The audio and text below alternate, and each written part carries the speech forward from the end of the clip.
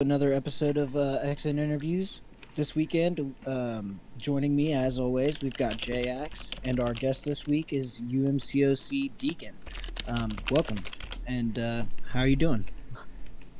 Hey guys, man, welcome. Thanks for having me. I'm doing great.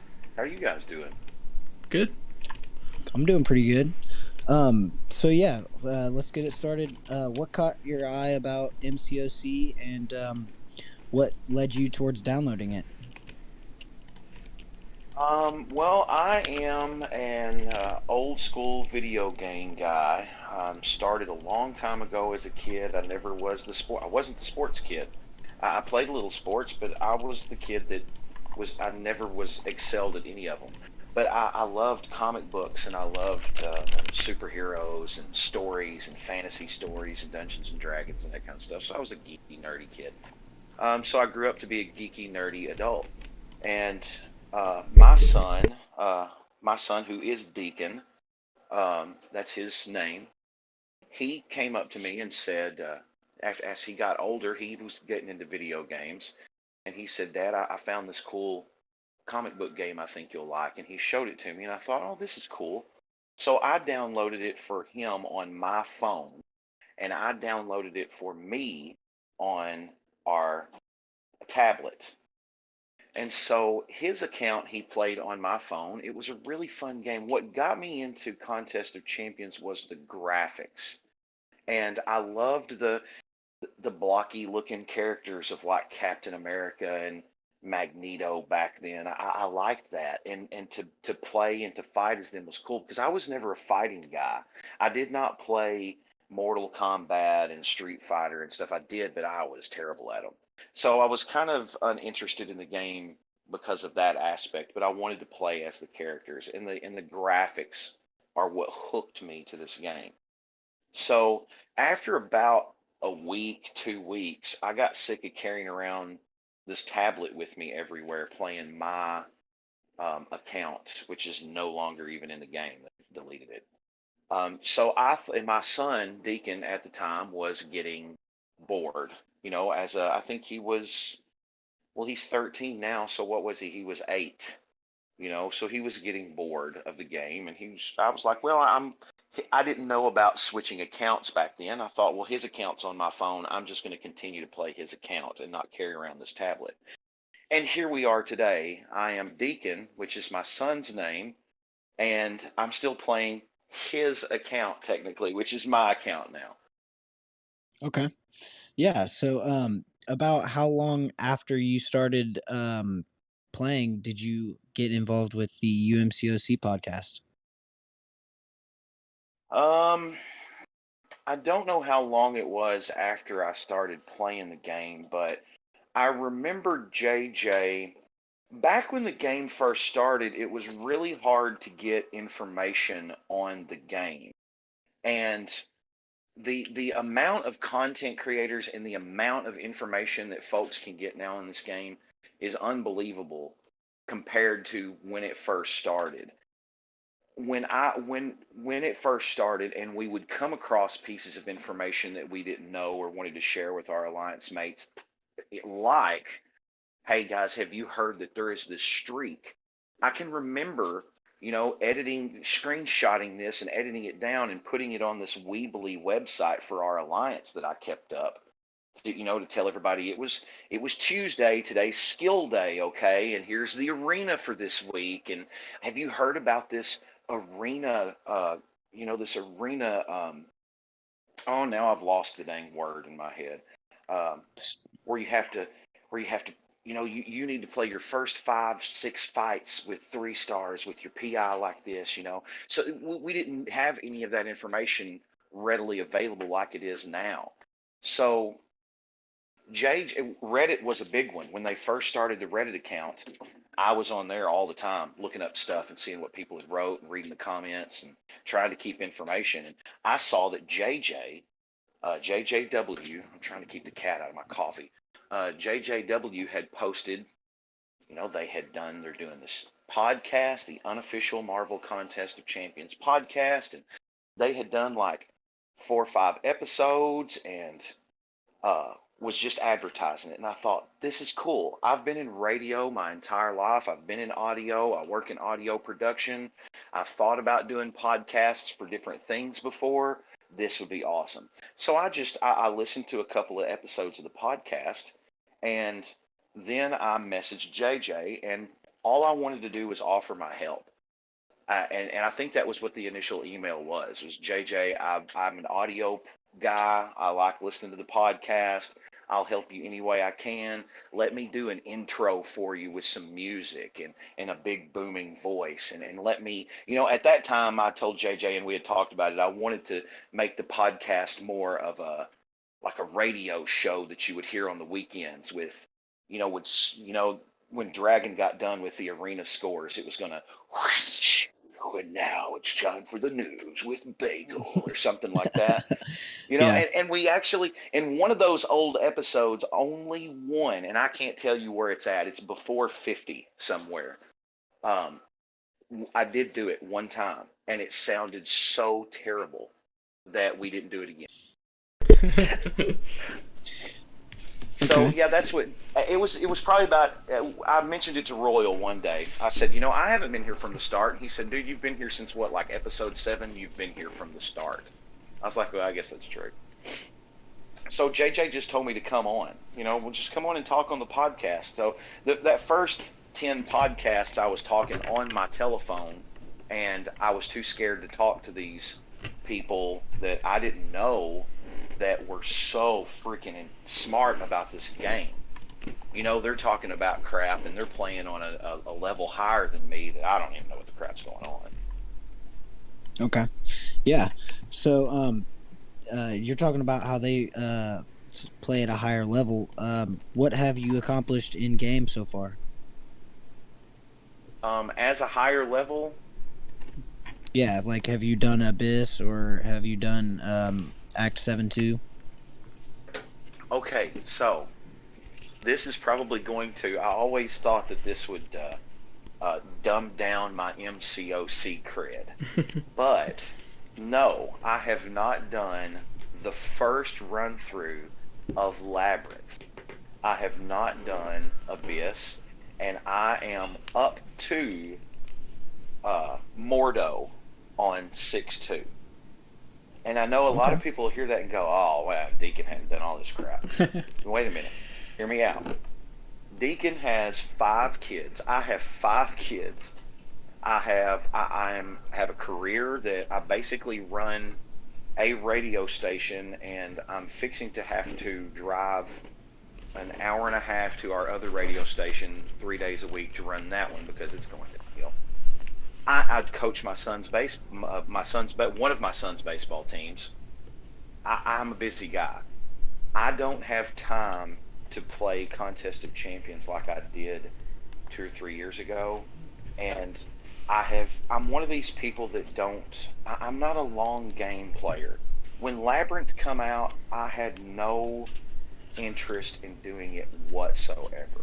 Those long fights, I'm pretty confident I can do those, no problem.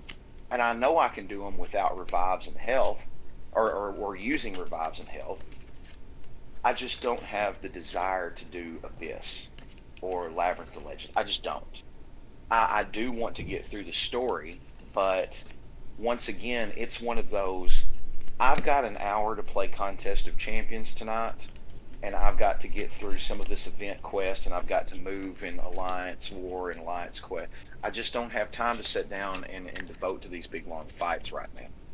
But Dragon and J-Nick and Royal have been pushing me to go ahead and finish, so I'm just going to finish. Okay. So, what kind of maps do you run in AQ? We have been running map 7, and we just, I guess, probably the last two or 3 cycles, we've had to go down to map 5 because we've had so many people in our alliance that have just, we had a bunch there that could not do map 7 and decided they didn't want to do map 7 or couldn't do map 7. And now we've had like an influx of like 5 people that's quit over the past week and a half. So we've just put everything down to map 5 right now, but we're going back to map 7. Okay. Um. So, what about war? What tier war are you guys playing in? We have not played a high tier war in our alliance for over a year, probably 2 years. Our alliance was composed of a bunch of really high tier guys that played on that high tier J-Nick Dragon level, and they got burned out. They did it for so long in War, Alliance Quest, and everything. They got burned out, and that's they wanted to go back to a Map 5 Alliance. And that's when my buddy, who I've known for years, who was the leader of the alliances, convinced me to come out of a retirement alliance to come back to the Map 5 Alliance. And then from the Map 5 Alliance, he convinced me to go to a Map 7 Alliance. So damn, here I am. Peer pressure works on me, obviously. Yeah. Okay. So, what kind of progress have you made through variants? I have not finished Variant 1. Okay. Surprise, surprise. Well, Um, Ultron's getting a buff, so oh no, yeah, that's right. Damn it. Um, so the other ones I've finished. I don't know. I would have to turn on the game and look. I've finished 3 or 4 of them, but I haven't fully explored all of them yet. I finished two, three, four. Which one was 5? 5 was the Venom. Oh yeah, yeah, yeah, yeah. I finished 5. I don't know. There's one in there that I haven't finished yet. I can't remember. I haven't fully explored yet. Okay. But So, the one I'm working on right okay. now is the 1 star path. I'm trying to explore the whole 1 star path on variant. What is that, 4? Yep. 4, yeah. So I'm trying to do all that, and I'm the guy that, and I've said this on the podcast for years. I am the guy that I do not like using revives or potions. Really, I use a lot of level 2, level 1 potions now, but I don't like using them because I want to try to get through the damn path with all 5 guys. I want to try to do it that way. And so it's tough mentally for me to use a revive or a potion. I guess that's another reason why I was thinking a minute ago. That's another reason why it's hard for me to do those long fights, because I'll see people that are like, I got through this fight with 8 revives. Like, well, hell, I could have got through that fight with 8 revives. I don't want to use Yeah. 8 revives on that fight, so I haven't did that fight yet. Right. Okay. So, with the monthly EQs, which one has been your favorite? And if there was a quest that you could bring back, what would it be? I like these gorilla interview questions. I don't have a clue what you're going to ask. Um, um, I don't know. EQ, I guess my favorite story wise, I loved the whole Infinity Gauntlet story that we did. Yeah. With going to the alternate universe with the Infinity Claw, that was so cool. That freaking picture with the Infinity Claw and the Infinity Gauntlet, oh, it was so awesome. Um, I, yeah, I mean the events or the monthly quests to me are just, it's the same thing every month.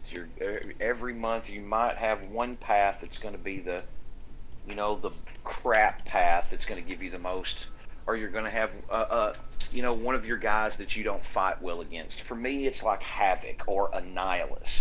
I'm always going to have one of those paths that I'm going to have. Crap, there's Annihilus, and I've got to deal with this freaking 30k Annihilus. Crap. So you're always going to have that, but I mean, with the side quests, I like the fact that Kabam is trying to do different stuff with the side quests, and there's not a lot you can do. If we think about it feasibly, what they're trying to do is give us some free stuff, and at this point, we're all at the point to where we expect about the same amount of free stuff every month with the same amount of difficulty. So if they up the difficulty or they lower the resources that we get, it creates a freaking huge backlash. So I guess their struggle every month is we have to give away this stuff. We have to make it at this level of difficulty. How are we going to get creative? So they try to get creative with do the arena and get the rings and finish the quests and obtain the rings and open the quest, and that sounds really cool, like an epic quest. But then when they actually implement it, it's like I've got to do what and jump through this hoop and then stand on my leg and jump around and do what before I can do this freaking event. So Yeah. I understand that they're trying to do something fun, but the event quests are.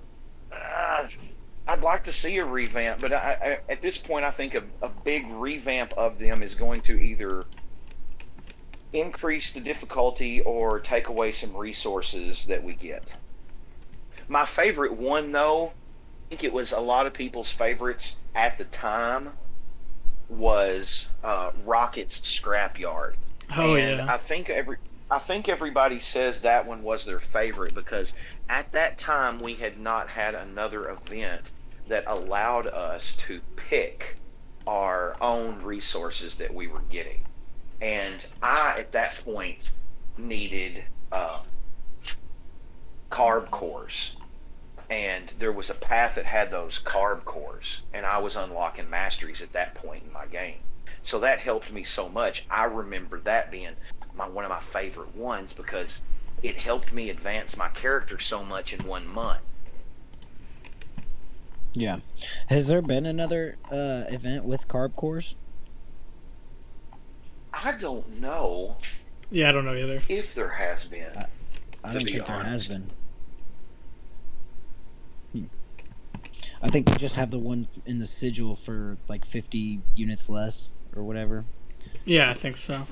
And and that might have been, because there were carb cores in that Rockets quest, right? I'm not remembering that incorrectly. Correct?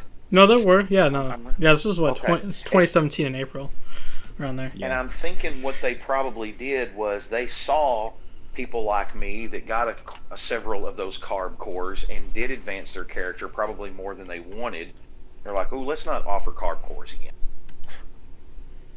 Yeah. They're expensive for a reason. I agree. So what have been the hardest fights for you this EQ? A nihilist on any path. No. Um, Shang-Chi wasn't bad, I didn't think. Mr. Negative was different, and I've only fought him a couple of times. I have been dancing around with this EQ mess all month that I'm busting through all of the regular monthly quest right now. Oh, okay. So I'm trying to finish all of the cosmic. I think I'm on cosmic right now. So whichever one that is. Okay. So have you purchased deals in game, and if you have, do you remember what you purchased? I know the very first deal that I bought was it was one of two. It was either the 3-star Deadpool or the Peter Parker's wallet times 7 or whatever the crap it was. Do y'all remember that first offer? Yeah, I think it stays until you buy it. I bought that one hoping, like a noob, I'm going to buy this one every time, not realizing that that was the hook that was being set in my mouth at that point. Um, no, I'm not one of those people that buy. I don't have a problem. I don't complain about the people that buy. I actually thank them. Dragon has been very vocal that she purchases a lot of stuff on game, and I thank Dragon and people like that for doing this because I don't, and I enjoy my game being updated and with people that love their job and are actively trying to update and fix our game and have a wonderful game. It's because of the people that purchase. So whenever I see somebody down somebody because they bought something or oh these whales are spending money, hey man, I I am personally friends with one of those whales that has consistently finished in the top 5 in the spending event. He has told me the amount of money that he spends on this game, and it is a lot of money. And I thank people like him. You know, I don't spend a lot of money. I buy the. I bought the sigil a couple of times. I buy the unit card. I think that's the best deal on the game. Okay. Yeah, And I that's buy the you. unit card too. Yeah. Yeah, that's a good one. And that's usually what I buy, and I use money that I get from my Google survey. Oh, And nice. I hardly ever spend real money on this game. And when I do, it'll be for a, there would be it has to be a very enticing offer.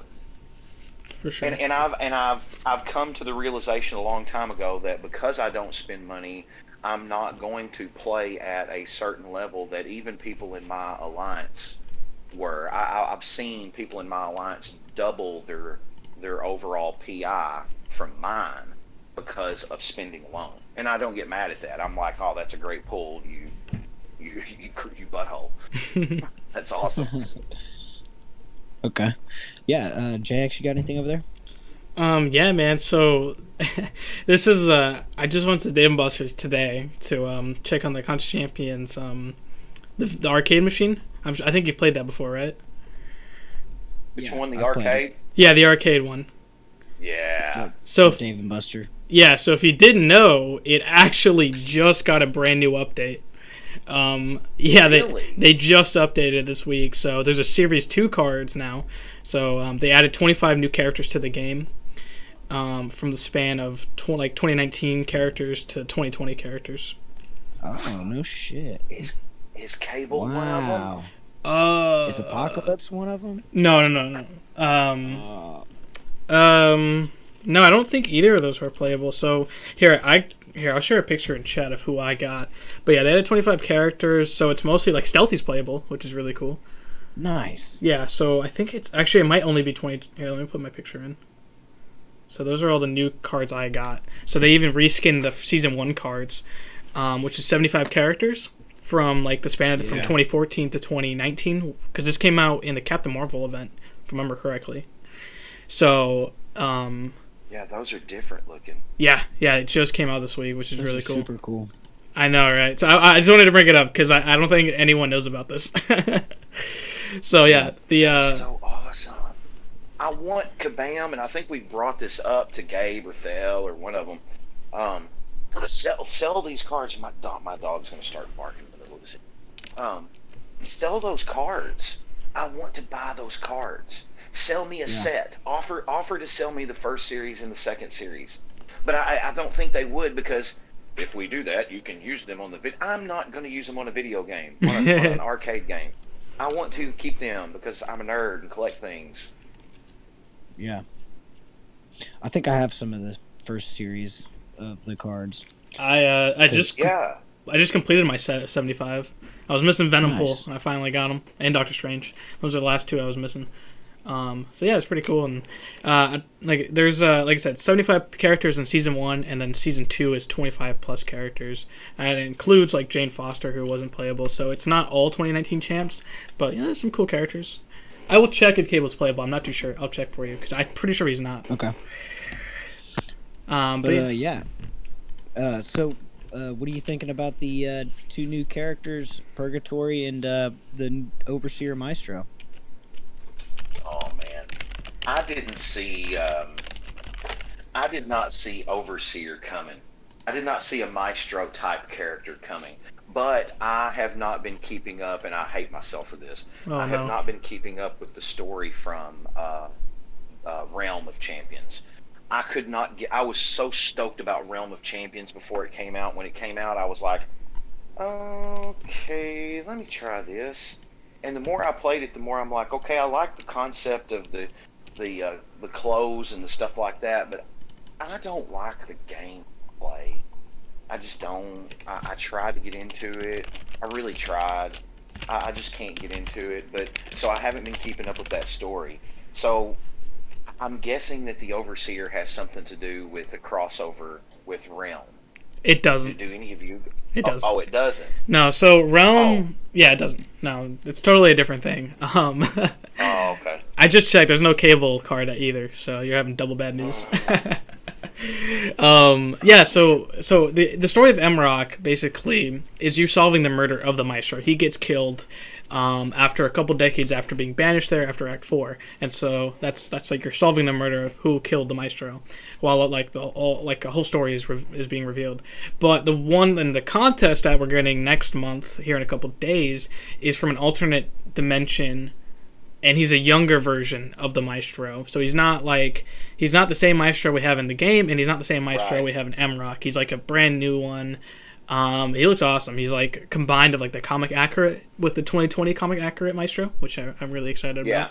But he also has the Cosmic Cube along with some other Marvel artifacts, which I'm really excited to see. So yeah, totally not related to Realm.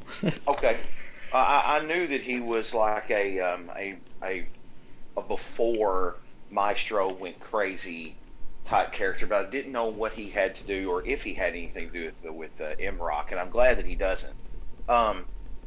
I really love that. I see people complaining already, and we haven't got a chance to even, try out anything on him yet as the CCP people. We know what you know. Okay. And oh, really? So, we know what you know at this point. It's not like they give us access months in advance. We know a little bit ahead of time, and it's only for preparation of content creation. Videos for sure. and whatnot. Maestro looks awesome. We were talking about it before we started recording, but I've always loved that aspect of Maestro, that he takes trophies, and I love that trophy. I did a tweet a while ago about, and I tried to tag Gabe asking, these are the known trophies that our Maestro in Contest of Champions has. Am I missing some? And I can't remember all of them off the top of my head, but he had like the Soul Sword and Gamora's Sword and Cap's Shield. I can't remember. He has Ronan's Maul. What's I can't remember the name of it now. But this Maestro has different stuff that we've seen in that picture. Silver Surfer's board and Ultron's head. Yeah, it's pretty awesome. Yeah, and Purgatory looks freaking amazing. I love the Fleur de Mal sword, and I love the story that they are creating behind this sword. And I've seen people already complaining on social media about new characters and why can't we get some characters that are already made and blah blah blah. Man, this freaking guillotine story that they're coming up with is so awesome. The history and the way they're intertwining it, and the way that they have this sword, they could tell stories about this sword forever, because it doesn't always have to be Guillotine, or it doesn't always have to be Morning Star, or Queen Hassan. It could be any of her lineage over the years. So this has got some great potential. Oh, dude, yeah, I'm right with you, man. Like, I was on vacation when the motion comic dropped, but then like I got home and I watched it, and I was like, dude, wow. So I made like a quick little video of like breaking it down, because I was like, dude, there's so much stuff that I've seen in the past of the contest. Like, there's so much stuff. I was like, dude, oh my goodness, it's so good. Purgatory looks amazing, and like you said, man, the sword can literally be told. Like, there's so many stories you can tell with it, and now we're getting like the first what if. I've been saying for a couple of years now that I would love like the first, like, I'm surprised we never got a what if event, and I was curious if we were going to get an MCU what if event, but we're getting a Cabana original what if event, which is kind of cooler in my opinion. So I think so too. Yeah, I'm really excited. It looks awesome. Yeah, I kind of agree with you there. I'm happier that we're getting a Kabam original what if event. Because you're right, there's so many what ifs that you could have done over the years. You wouldn't have pleased everybody. Yeah. This is really cool.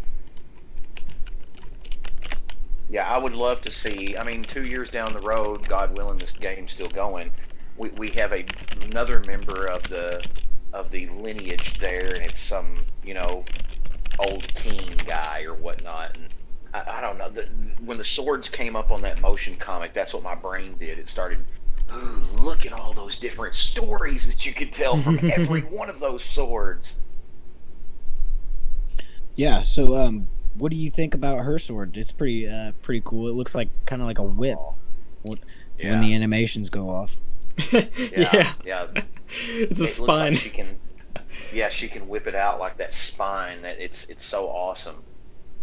And that's another thing I loved about the motion comic is it kind of told you the story of how she created and ripped the spine from who was it? Pazuzu. Yeah.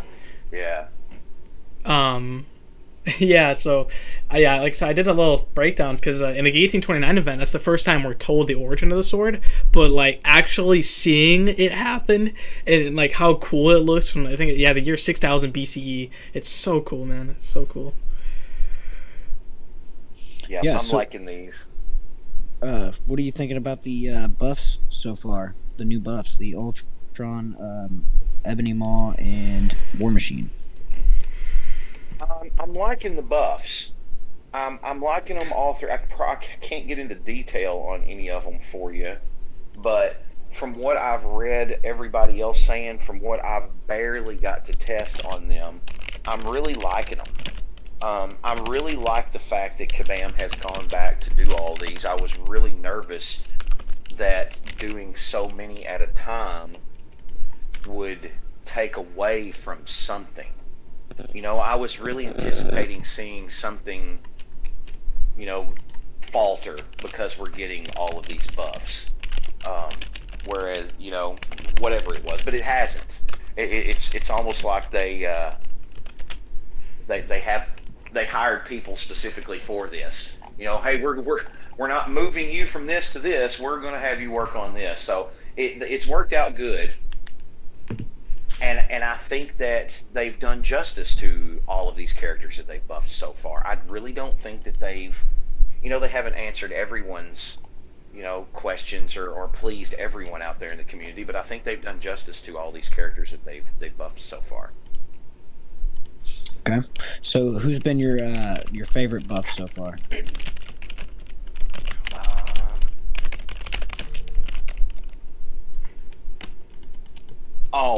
Hands down, out of all the buffs that they've done so far, hands down, Falcon. Now that I think about it, yeah. His lock-on ability was good before, but to me now, I have R5'd him when 2 years ago, if you said, you're going to R5 Falcon. No, I'm not. I use him all the time now. That's awesome. He's my cord killer. He destroys a lot of things for me now, so that's probably my favorite buff. Cool. Somebody in chat's asking, what could you see from a Miles Morales buff? I don't know. I tried to a long time ago. I was one of those, hey, let's buff this character and do this. And even on the podcast, I had that little segment for a while that was, what was it? It wasn't Pimp My Champ. It was Revamp My Champ. And I did that. That was a little segment to get me more into the podcast, was Revamp My Champ. So I would be like, hey, we need to do this. And I did it, 8 or 9 times, I think. But I found out that there's other people in the community that are much better at coming up with these revamps than I am. And I mean, most of them are in this chat right now. I haven't been looking down at the chat, but I just started doing Jim. it. Yeah, Jim has been a big inspiration. You guys are much better at me than revamping these. So to ask me, what would you do to revamp Miles? To be honest with you, I'd be like, I don't know. Let me go see what Jim's done. Has he done him yet? I'm sure that one will be kick ass. So let's just look at his. Okay. Jay, you got anything else over there? Oh, dropped a card. But yeah, I'm planning on making Miles buff with Marcus Pack, since he loves Miles. We're gonna do a buff together. But yeah, so what's one character you'd add to the game? I knew you were going to ask this question. I was thinking, I know that they'll ask the one character you would add.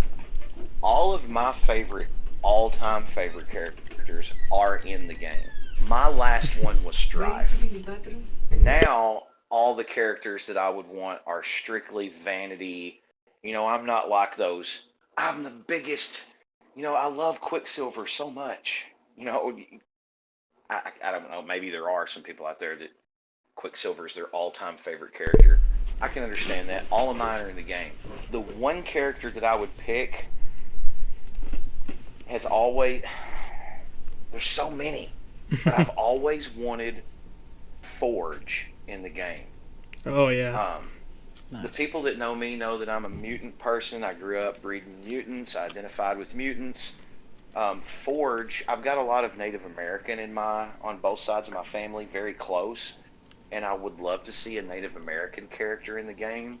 But Forge, to me, I kind of wanted him to be kind of what Apocalypse does it better with his synergies. But I thought Forge could have been like the mutant Nick Fury, where he could give all of these people some unbelievable freaking synergies because of his mutant ability to be able to build and do whatever. I thought, he could have some cool animations and he could do some cool stuff, and maybe they could do something cool with his kit. But I think the main thing about him would be what Apocalypse does is boost other mutants. And now that we have Apocalypse doing that, I don't know what we would do with Forge. He would definitely have some pre-flights for sure. And even Jim, Jim made an alliance campaign. Jim just put it up. I haven't seen this one. I'm downloading this. Hang on. I got to download this and read it later when I can get my glasses. Okay. I'm an old man, Jim. I can't read that small writing. Yeah, this is one of Jim's favorite things that he made. It's like how to revamp the alliances and alliance events, and this is like a totally original idea that he came up with. And having Forge as like an NPC to aid you, it's really cool. Mm-hmm. Cannonball, yes, Jim. Cannonball. I would love to see Sam in the game, not only because he's a Kentucky boy, he's from Kentucky, but he was such a cool character, and he's got something that I've always thought Marvel could revamp this in the stories today and probably do something with it, or maybe this is even something that the movies could be like, hey, we're going to do a TV series on when Cannonball was Jim, what was he again? It wasn't external. I've been thinking externals now, and I can't think of. It's not external. Talking about New Mutants. Cannonball from the New Mutants. Remember when they started up the storyline at the end of New Mutants in the first of X-Force that Sam was he wasn't immortal. What was he called? It wasn't external. It was. I'm waiting to see what he's typing. Exiles, Excalibur. There's a couple other ones. No, it wasn't a team. It was like he was this.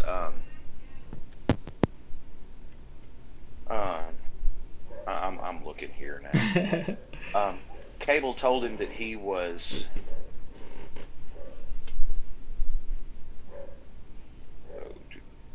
No, I can't see it now. An external. Yeah, Cannonball could be an external. Oh, that's what I thought it was, an external.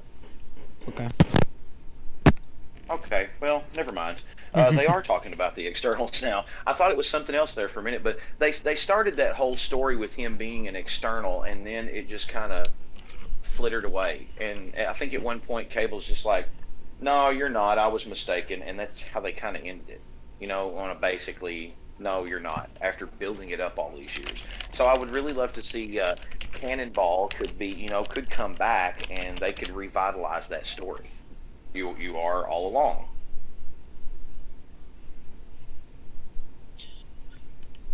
Nice. Jay, you got anything else? Well, I'm just reading up on externals because this was like recent too. With it's like a subspecies of the mutants, right? It's a subspecies of a mutant. Okay. Yeah, they're basically immortal. Okay. It's like Apocalypse and a couple other people from his they're like the High Lords and whatnot. Okay.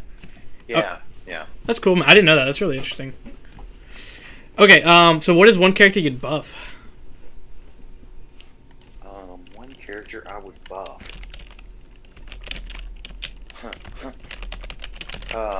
Let's ones that we haven't voted on 78 times, Kamala. or ones that we haven't voted on 78 times.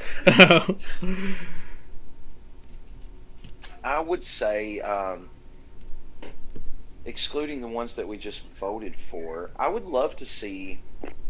Gosh, I don't know. The ones that I use, I don't use anybody that that I'd be like, I'd love to see them get a buff so I could use them more. I don't know. I wanted to get. I voted for Guillotine. Yeah. Me too. I loved her. She was my first R4. A buddy of mine, because I had saved all the T2 alpha, and that was so hard to get at that time. And oh yeah. I had her, and he was like, "Oh yeah, I've been one of those. I never pulled the god tier characters. I wasn't one of those people that I got Blade right the first off, or I had, I never was those. I still don't have a 5-star Blade. Oh dang. And I don't have a 5-star Corvus. Everybody's like, "Oh, use Corvus." Screw you. Nobody has. I don't even have a 4-star Corvus.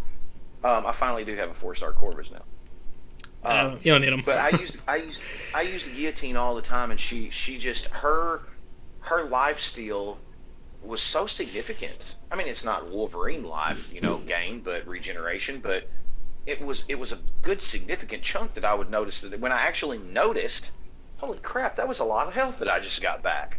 Her bleeds were nice, and I've got 5 deep wounds and have had that for a long time. Ooh, nice. So her bleeds are nice. I love Guillotine, and I love that story, and I wanted to see her more. Yes, I love Ant-Man. I'd love to see him. He needs one, but I voted for Guillotine. I would love to. I'll answer your question though. OG Spider-Man. Yeah, nice. I think OG Spider-Man needs a buff. He needs a big buff because he's a badass character, and in game he's kind of Phoenix. Phoenix needs a buff. She is a godlike character, and in the game she's. To me, they should give her regen. If Nick Fury can do it with his life model decoy, freaking Phoenix should get a whole bar of power back too. Okay, yeah, that's pretty cool. Phoenix should get 2 bars of power back. No, actually, Phoenix should get the whole bar of power back and it not deplete like the life model decoy. That should be Phoenix's thing. When you go up against her, if she's duped, you're screwed because you're going to have to kill her twice. Because she's the Phoenix. That's what they do. Rise from the ashes, man. Yeah, she rose from the ashes. Yeah, there's so many cool characters that need buffs, and Phoenix being such like probably one of the most powerful beings in all of Marvel Comics as well. Like, especially with the connection to the what's the stone? What's the gem called? The Sidorak gem? No, not that one. The what are we talking about? Oh, Phoenix. No, I'm looking at her connection to the from the Shi'ar. The Shi'ar gem. Oh yeah. Yeah, like in the comics, they say that's the most powerful gem in all of existence. So you can kind of see how powerful she is in the comics if you don't read anything. Yeah, I was reading there in the chat, buff Juggernaut. Yeah, Juggernaut. Absolutely. Oh, yeah. Unstoppable Colossus. Yeah, they're the Sidorak gem that they have. That's very powerful as well. I thought Unstoppable Colossus needed to be completely reworked and give him some freaking L3 animation where the demon comes out or something. Oh yeah, like Unleash Sidorak, dude. Oh my goodness. Yeah. If he's going to be one of those trophy champs, if he's a trophy champ, make him a trophy champ for a reason. Don't make him kill everything on the screen with 2 hits, but make him, like a Naked Wolverine. Make him one of these characters that you're just like, oh man, this is badass. You don't see these all the time. He needs something. Unstoppable Colossus needs something bad because he is a trophy champ. He needs something bad. Really, Red Deadpool needs a good buff because he kind of is the only paid champion. He's the only paywall champion. Yeah, I think too is like even if you had a Red Deadpool, you're only gonna have him at max a 4-star because if you did that arena. Yeah. So I think regular X-Force Deadpool definitely needs a buff first. But yeah, I agree with you, man. I'm really curious when the first trophy champ's gonna get a buff because we're getting a lot of champions buffed every month. 3 a month now for the rest of the year. So maybe there's room for some trophy champs to get buffed.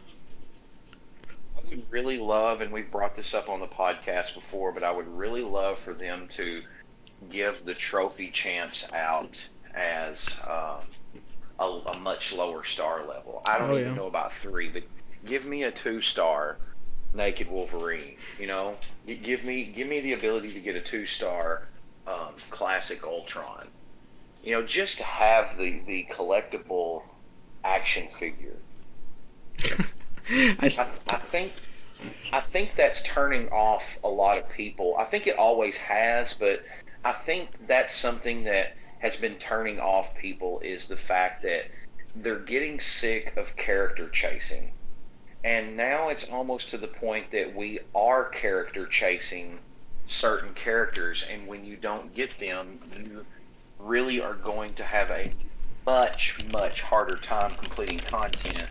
I mean, honestly, if you don't have a Cosmic Ghost Rider, you're really missing out on completing some content pretty easily.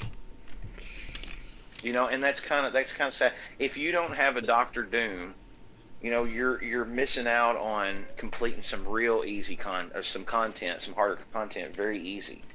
And I think that's troublesome for the game.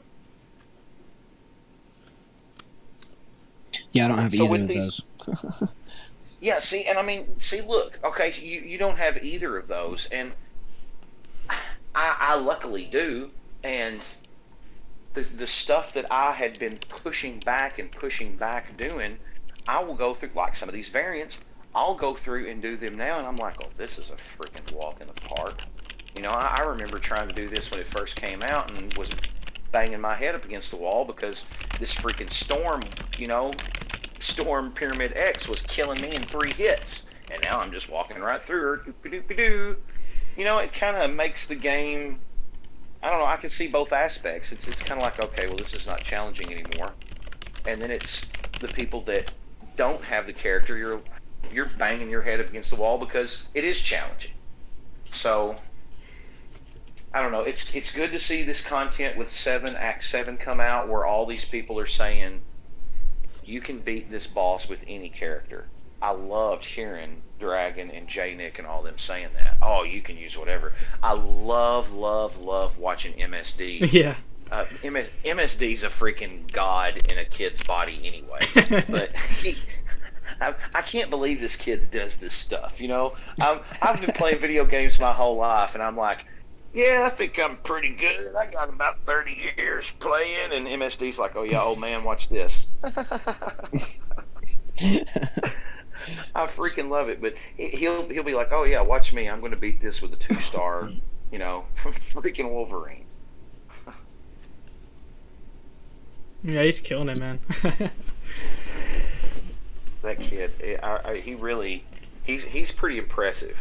He's pretty impressive, and he's a smart kid too. He's got a good head on his shoulders. There's a lot of people that I've met on the Discord server and through this game that are much, much younger than me. Like, I could easily be their father. And oh, you can never be mine. And these people, these kids are so brilliant and so smart, and they have such great ideas. That's one thing about the game that's kept me here is the freaking people. Because I've been burnt out on the game several times over the past 5 years, but the people have kept me here in the game. It's awesome. Yeah, so you are a part of the CCP, and so what was the biggest thing you've learned from being in the CCP?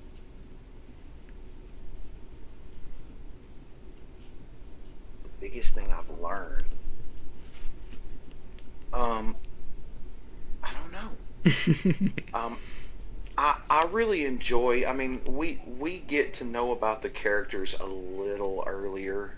It's like I said, it's not months in advance or anything, but it's Yeah. a little earlier. And I was very stoked when Apocalypse and Strife came out, to the point that I couldn't, I can't say anything, so I felt like I was about to burst, you know. And I couldn't. I'm telling Ashley, I'm like, guess what? And she's like, yeah, who cares? Oh. Whatever. Uh, the biggest thing that the CCP is being in the CCP has done for me, and first let me say I consider myself very privileged to be in the CCP, because with the podcast, I felt like we were just having fun, and it was a bunch of folks sitting around talking about a game that we all love, and we had all these thousands of other people that listened to us and loved us too, and we on the podcast got called a lot of names early on, and got a lot. Dragon and I especially got a lot of hate mail, because we were called shills, because we didn't jump on this hate kabam bandwagon that seemed to go through a couple of years ago with everything that they did. It was hate kabam, scam, all they care about's money, blah, blah, blah, blah, blah. And it seemed like we were the only adults in the room. It seemed like there was a bunch of freaking 14-year-old kids crying and complaining about something because the world ain't fair. And we're sitting here going, wait a second, don't you people realize A, B, C, and D? And because we were saying that, we got called shills. This was before we were in the CCP. We got called shills all the time. Kabam's paying you. You guys aren't with the game. You're out of touch with the community. Blah, blah, blah. No, we're not. We're actually being reasonable adults, thinking about it from a freaking business standpoint. You have to do A in order to get B and C. It's just a part of freaking business. And because I guess we always said, because we were fair, if Kabam screwed up, we were the first people to say, hey, this is stupid, and we hate this. But if they'd done something good that they needed some accolades for, we would be the first people to be like, hey, y'all are screaming at the wrong people. And I guess, Kabam noticed. We noticed that they started appearing in our Discord server, listening to our show. And the first couple of times, we were so freaking stoked. We're like, did you see that so-and-so was in there? Oh my God. Mike was in there tonight listening, and we were so excited that, let's try to get them on, because nobody else has tried to actually talk to the Kabam people. Let's try to talk to them. And they agreed and to come on. And when Gabe came on, we were like, oh my God, we were preparing for like 2 months. Here's the questions, and let's get them all to him early. And so with this, when we got into the CCP, I think Dragon got in first, and then JJ, and I didn't think I was going to get in, but they let me in, and I was like, cool, I'm privileged. And being a part, getting to actually your question, being a part of the CCP, I'm privileged to be in there, to be able to talk to and listen to these conversations with all of these freaking brilliant content creators. Cam, Karate Mike, J-Nick, Dragon. When all four of them start talking, you're going to be reading for a while, and it's wonderful to be able to bounce ideas off them and to get responses. And the two main things that the CCP has done for us, I told that big long story about the podcast and being in CCP, because that has done two things for me that I love. Number one is, we're honored to have a freaking title in the game. In this game that I love, that I started playing because my son showed me, I have a title that says The Unofficial, from the Unofficial Contest of Champions podcast that we do. How freaking cool is that? I love that. And the other thing was, they picked me to do the first Summoner Showdown, to be one of the contestants for the first Summoner Showdown a couple of years ago. And that was a huge honor. I felt like I did not deserve whatsoever. Ashley had to talk me into going. I was not going to go. I did not feel like I was worthy enough to go as a player in this game. I told her the only reason I'm going is because I'm on the podcast and I edit the podcast, and that's the only reason. And she's like, no, this is a once in a lifetime thing. You need to go do this, blah, blah, blah. And I even passed it by a bunch of my buddies that played the game. I said, y'all are better than me. I don't need to go. People in my alliance, I think that's what I said. I'm going after I could announce that I was going. I was like, I don't need to be going. Y'all need to be going. And they were all very supportive. So this game and being in the CCP has gotten me some really cool moments as an older adult video game guy that watches kids play this game a lot better than me every day. Okay.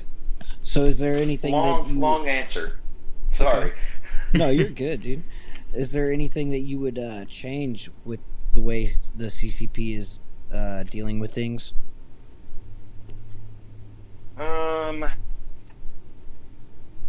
No, not right now, because it seems like every time there is a problem, the communication between the company and the player base from the beginning to now has changed 1 billion fold for people that don't understand, or people that hasn't been here from the beginning.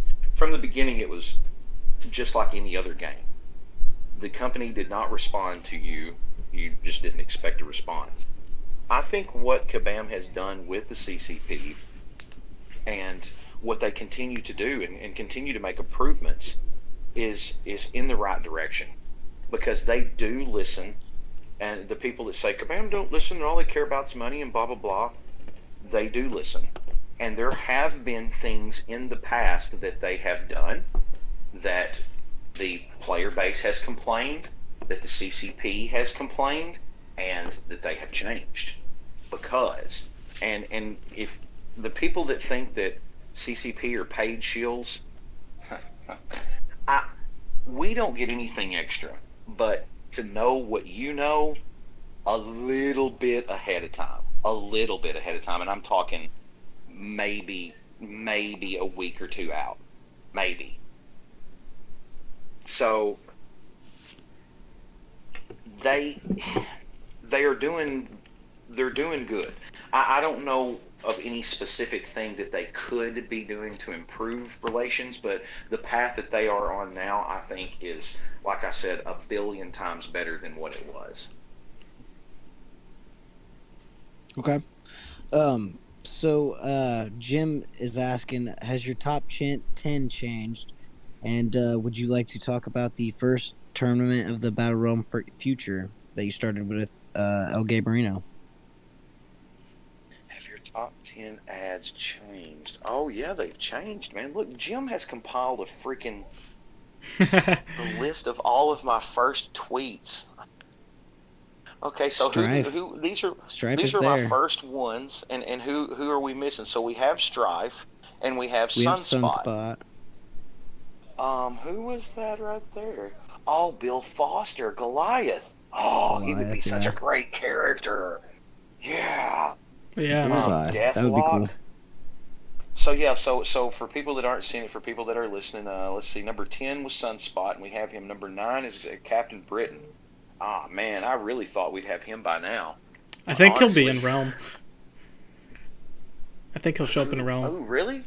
Because like Realm, the way they're choosing Realm houses is if they can customize a character and have something so, it's like almost you're bigger than one person. Like, and I think that like with the Captain Britain Force, I think that'd be perfect for Realm, especially dive into the magic, dive into Otherworld. So it'd be really cool. That's what I think, at least. That's a cool idea. Okay, who else we got here? Let's see. Deathlock. Oh, I'd love to see Deathlock in the game. He was. That would be so cool. I was watching the Kabam interview from like 2017, and Gabe on this like interview with Marvel, he said that he was looking at the time at Deathlock and Ironheart as potential tech champions for the game. Ooh, yeah, Ironheart, Riri would be awesome too. Yeah. Let's see. Okay, Bill Foster, Bullseye. Yeah, I mean, Yeah. Why isn't he in the game?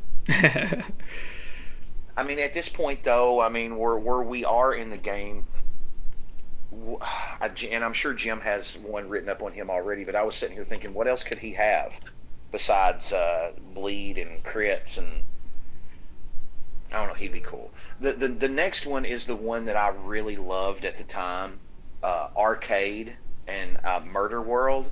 Oh yeah. And they wouldn't call it Murder World now because somebody would get mad. They'd have to call it something else. I think they could keep it. But I would hope. But that would be, I always said that would be really cool to have a monthly static side event that was Murder World, that you could take your champs in and go through the maze or go through the challenges and get a particular thing every month. And it could be almost like our daily, T4, T2, T3 things, but this could offer something different. I mean, that could even be hey, you want a free carb core? You got to get through this hard crap, and you can get it. And most of us wouldn't be like, no, I don't need any carb cores. Or somebody like me that's like, ooh, I need to unlock that last suicide. I need that carb core. I'm going to go through this month. I think Murder World will be kind of cool, an arcade.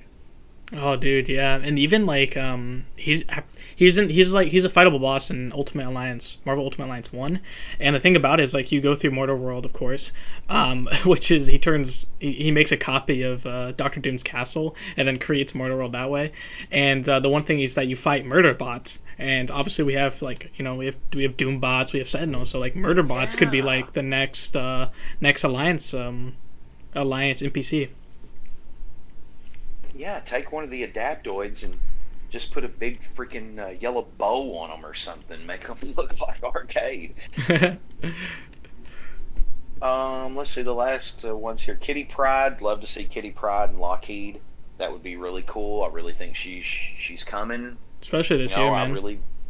I would hope so. Cannonball. Number 3, I would still love to see Speedball and Penance. I like Speedball as a character, but after the events of the comic book Civil War and what he went through, dude, what he did leading up to it, and as the cause of it basically, and then what happened afterwards to him turning into Penance was such a cool story.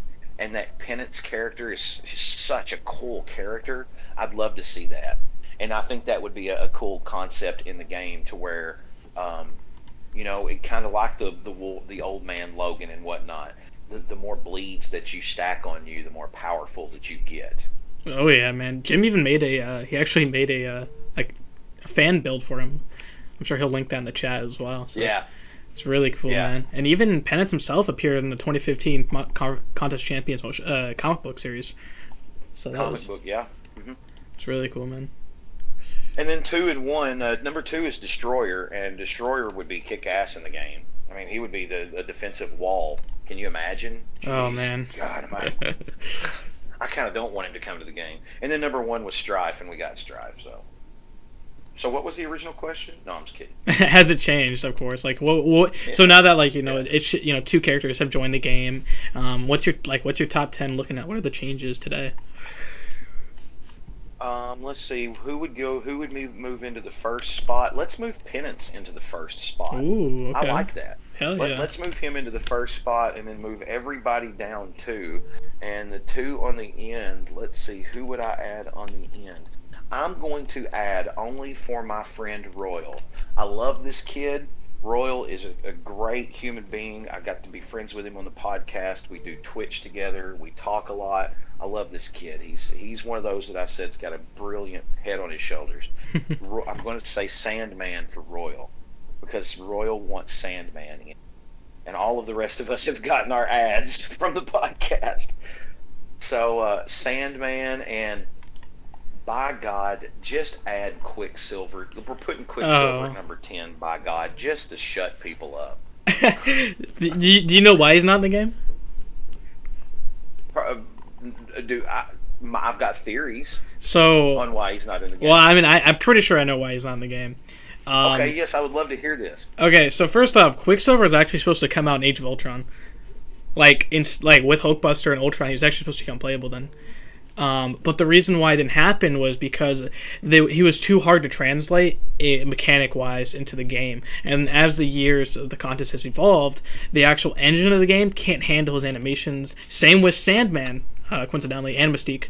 Because Mystique, you actually have to load apparently they're trying to load every character in the game into this one character, and same with Sandman, all its particles of the sand, and then Quicksilver, the slow time mechanic, I'm assuming, but that's what I think what Kabam Gabe said on a live stream a couple months back, and then over the years you can hear I've listened to different interviews saying why Quicksilver's not playable, so it's the same thing.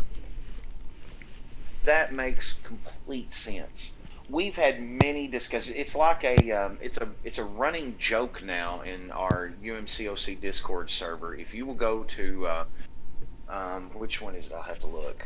There's so many freaking champion ideas. If you'll go down to the champion ideas and just look at that once a day, somebody will say, "Add Quicksilver." It's like a running joke in there now to add Quicksilver or Mystique. Yeah. So I asked one day. I come in and a bunch of people were joking around, and I said, seriously, if you were to add Mystique to the game, what would she freaking do?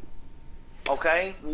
Think about it as a game designer, and you're creating this character for the game, not because she's cool, but feasibly, what would she do? Because she couldn't feasibly turn into Wolverine and be Wolverine with his regen and stuff, because as a character, she could look like Wolverine and she could cut you like Wolverine, but she doesn't have his regen abilities, so she would be a crappy Wolverine.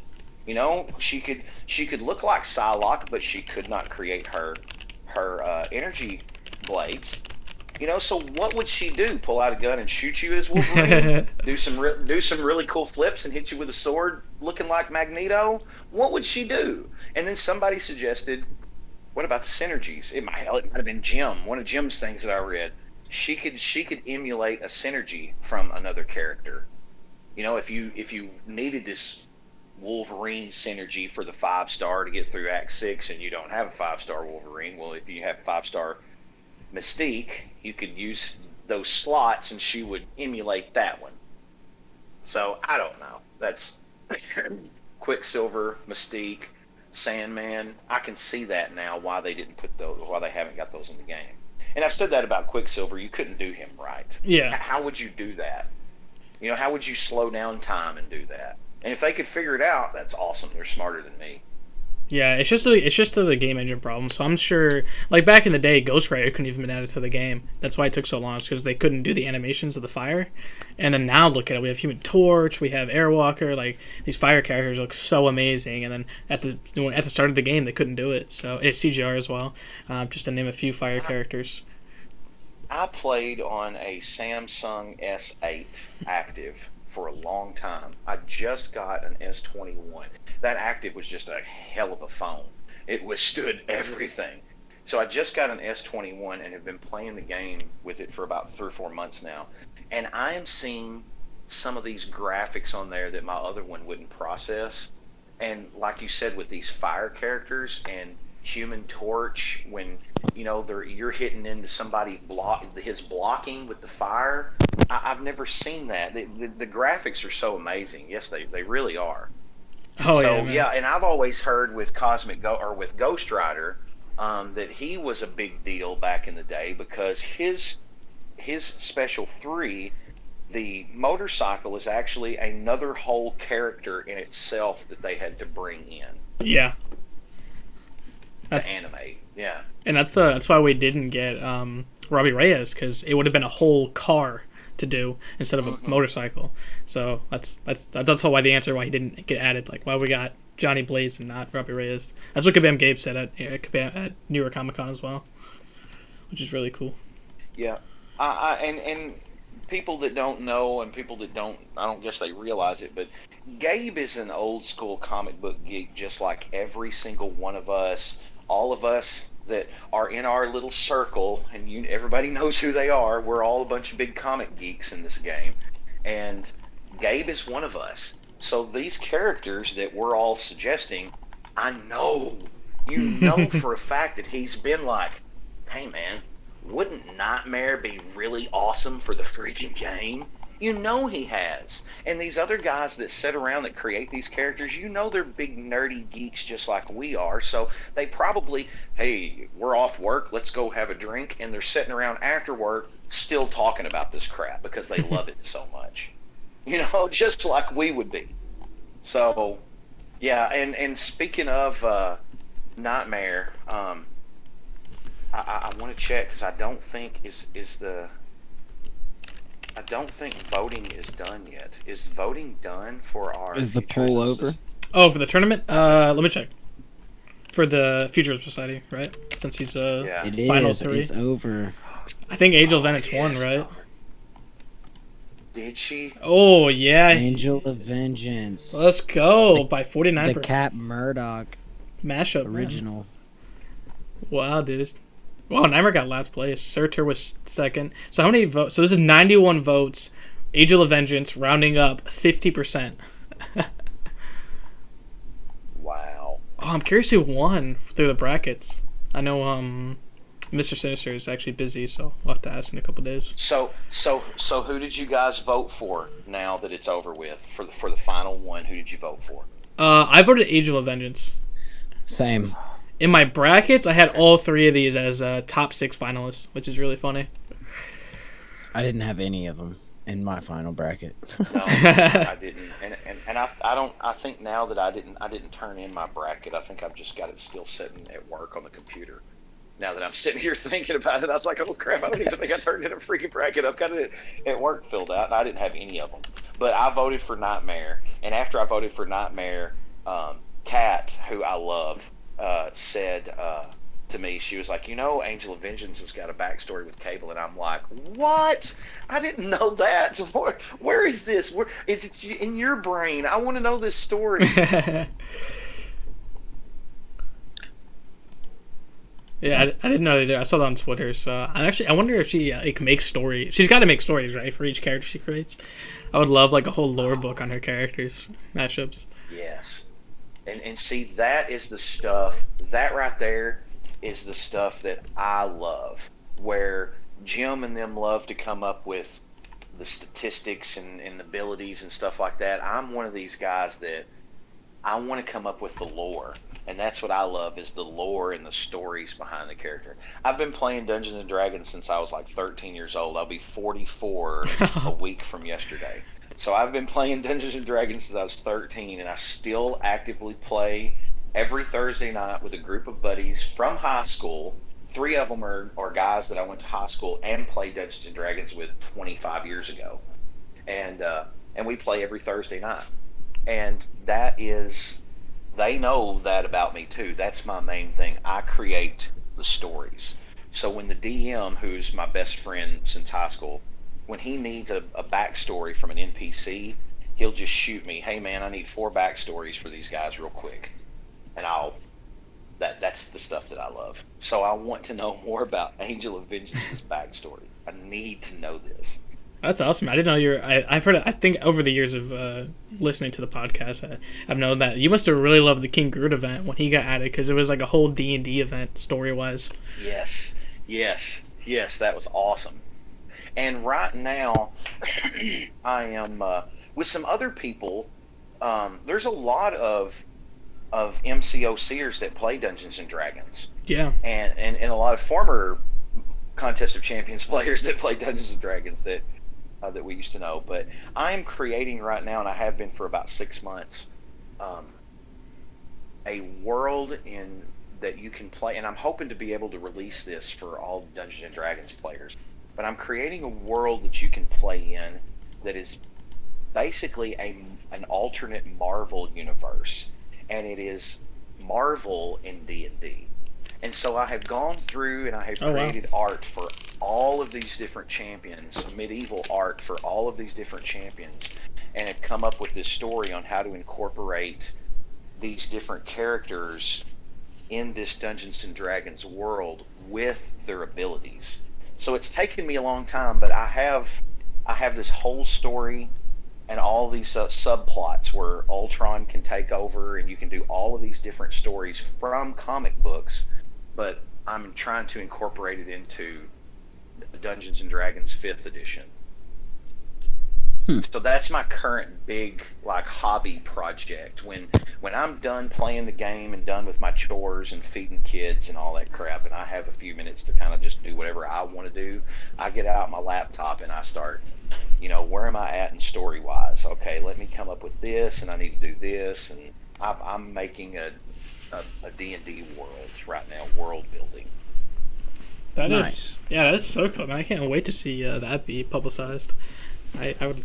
I plan on just like, and I was telling my son this the other day because I'm going to play test them through it, and they're both 13. And I was telling him the other day, I'm hoping to maybe put this out for free for everybody because he said, Dad, you could sell this. I'm like, no, I want to put this out so people can play it for free. It would be awesome.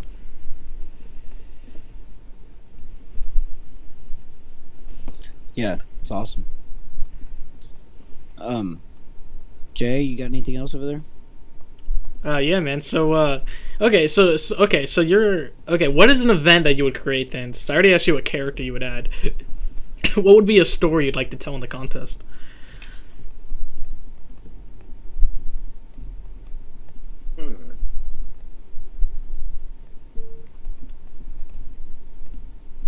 Question. I like how the excuse me. I like how the contest has. Goodness, hang on. I like how the contest has really kind of taken certain stories and turned them around and made them their own. It really kind of sucks that we already have Phoenix in the game, because to have the Phoenix Force come into the game somehow, and if we had Jean Grey and then we end up having the Phoenix, that would be kind of cool to have that, their take on that story. I'm a sucker for time travel stories. Awesome. As if you couldn't tell, with Cable being my favorite character. But I love the time travel concept ever since I was a kid. I love that. So if you could do something with time travel, adding a young Cable oh my goodness to the game with the time travel mess would be so cool. That is something that I hated. I'm going on a tangent, or I'm going off topic right here. That was something that when young Cable came out in the comics, I was pissed. I was mad. I did not like this young Cable. He looked cool. The drawing looked cool, and he looked awesome. I did not like where they were going with it. Nope. I like old man Cable. I like the grizzled old man. I like. Do you have you caught up on that? Do you know what happened recently? Okay. I'm a little behind, so if something major happened recently, I don't know. But I like where they ended up going with young Cable. And now looking at it from, I try to look at it from, if I had created Cable, or as a Cable story fan, looking at it 20 years from now, the character Cable being a time traveler created by Apocalypse, clone, going back in time, killing Apocalypse, creating him, all that whole crazy Cable story. Yes, this is perfect. Of course, his younger self would kill his older self, and of course, this is perfect Cable story. Yes. Yes, this is really good. Oh, something major happened. I don't know if I want to spoil it, if you want to spoil it or not. So I don't know if you. No, I'm cool. I mean, if anybody else don't want to hear it, but I'm not one of these people. It's like, spoiler alert. I'm like, oh, really? I need to read that then. Okay, well, I'm pretty sure in a recent comic that old Cable returned and killed younger Cable. Really? Okay. Yeah. Get caught up, damn it. Yeah. So The X-Men comics right now are pretty tied up with Krakoa and the Hellfire Gala, but I'm pretty sure that happened just a couple months ago. If Fire wants to correct me, I'm pretty sure. I'll let you know if I might be wrong. Okay.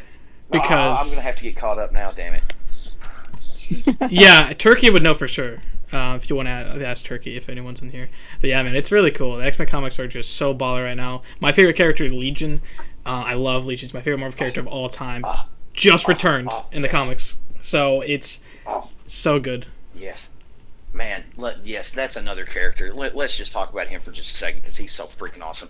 Legion is such a freaking awesome concept. Man. And people have said, "Ooh, let's put him in the game. Let's put him in the game." He'd break the damn game. He would would. be like Franklin Richards. You could not put him in the game and do him any justice. I'm sorry. If it were me, Legion would never come to the game as a character at all. I'm working on just couldn't. I'm working on a build with Turkey, man. It is probably the hardest build I've ever done. It's okay, good. Yeah. It's a lot of work, good, man. Good. I love that. Yes, prove me wrong. I want to see a build on him because I can't feasibly think how to freaking do him right. Yeah, I've always said that Legion's the most powerful mutant, especially since Franklin Richards obviously isn't a mutant. That's actually been rewritten, so he's not immune anymore. So that makes Legion the most powerful because he can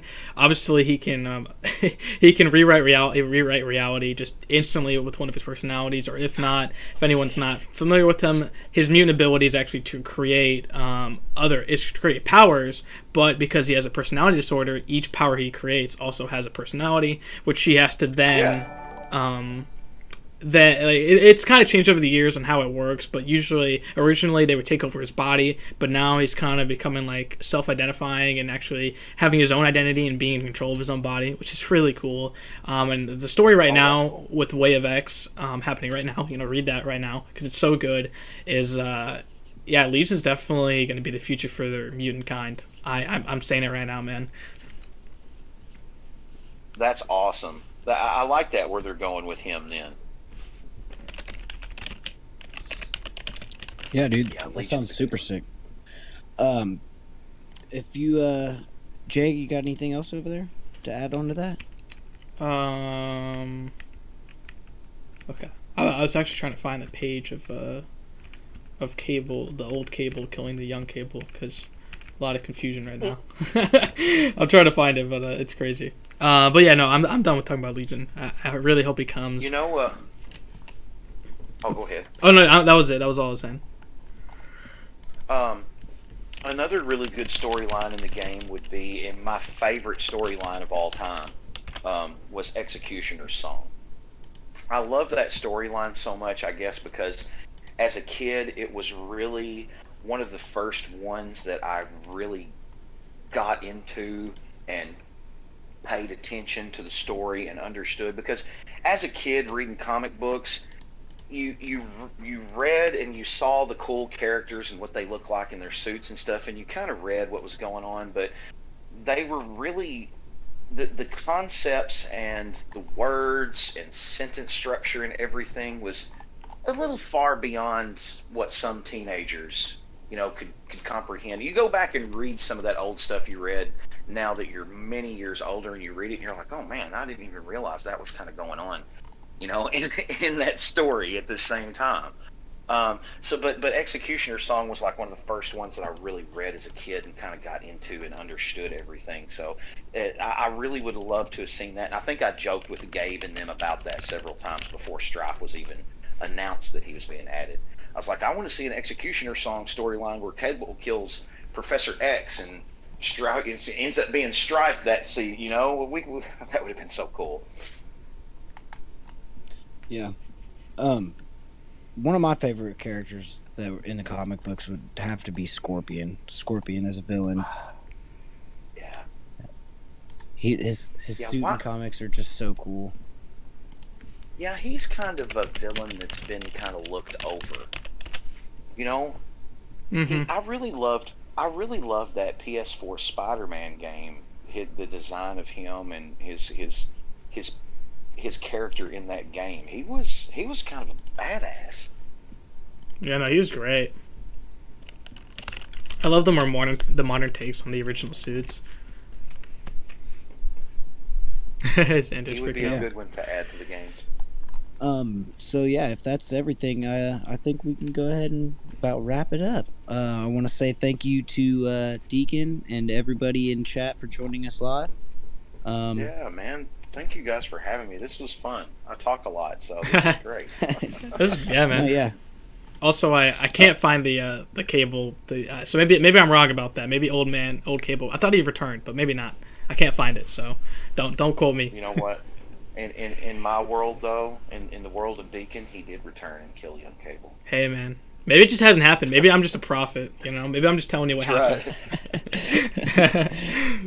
All right, guys. Yeah. Yeah, everybody have